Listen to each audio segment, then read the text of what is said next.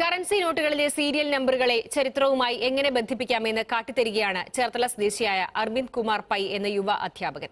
പ്രമുഖരുടെ ജന്മദിനവും പ്രധാന സംഭവങ്ങളും ഒത്തുവരുന്ന സീരിയൽ നമ്പറുകളുള്ള നോട്ടുകളാണ് അർവിന്ദിന്റെ ശേഖരത്തിലുള്ളത്. ഇന്ത്യയിൽ ഇറങ്ങിയ ആദ്യത്തെ ഒറ്റ നോട്ട് മുതൽ ഏറ്റവും പുതിയ ഒറ്റ നോട്ടുകൾ വരെ സൂക്ഷിച്ചിരിക്കുന്ന അർവിന്ദ് 6 വർഷമായി പണമിടപാടുകൾ നടത്തുന്നത് ഓൺലൈനായി മാത്രമെന്ന പ്രത്യേകതയുമുണ്ട്. ഒരു കറൻസി നോട്ട് നമ്മുടെ കയ്യിൽ കിട്ടുന്നതും അർവിന്ദിന്റെ പക്കൽ കിട്ടുന്നതും തമ്മിൽ വ്യത്യാസമേറെയുണ്ട്. നമുക്കത് വിനിമയത്തിനുള്ള ഉപാധി മാത്രമാകുമ്പോൾ അർവിന്ദിന് ഓരോ നോട്ടും ചരിത്രത്തിലേക്കുള്ള വാതിലാണ്. കറൻസി നോട്ടുകളുടെ സീരിയൽ നമ്പറിൽ അർവിന്ദ് കണ്ടെത്തുന്നത് ഏതെങ്കിലും പ്രമുഖരുടെ ജന്മദിനമോ ചരിത്രത്തിലെ പ്രധാന സംഭവങ്ങളോ ഒക്കെയാണ്. EMS മുതൽ പിണറായി വിജയൻ വരെയുള്ളവരുടെ ജന്മദിനങ്ങൾ 1 രൂപ നോട്ടുകളിലെ സീരിയൽ നമ്പർ അനുസരിച്ചാണ് ക്രമീകരിച്ചിരിക്കുന്നത്.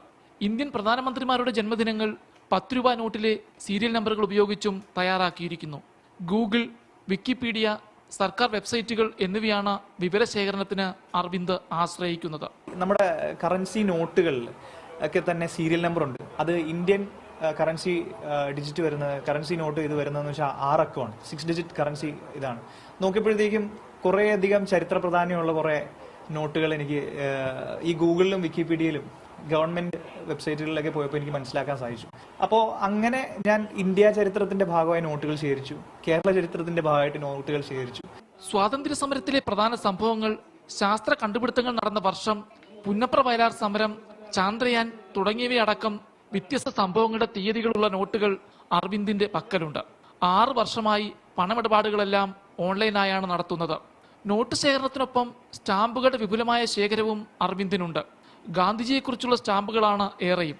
സാമ്പത്തിക ബുദ്ധിമുട്ട് കാരണം ഇടയ്ക്ക് വെച്ച് പഠനം നിർത്തേണ്ടി വന്ന അർവിന്ദ് LIC ഏജന്റായി കുറെ കാലം പ്രവർത്തിച്ചു.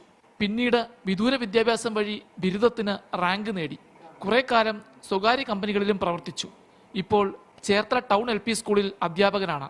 അധ്യാപികയായ ഭാര്യ ജ്യോതിലക്ഷ്മിയും മകൾ സിദ്ധിയും ഒന്നിച്ച് ചേർത്തലയിലാണ് താമസം. മനോരമ ന്യൂസ്, ആലപ്പുഴ.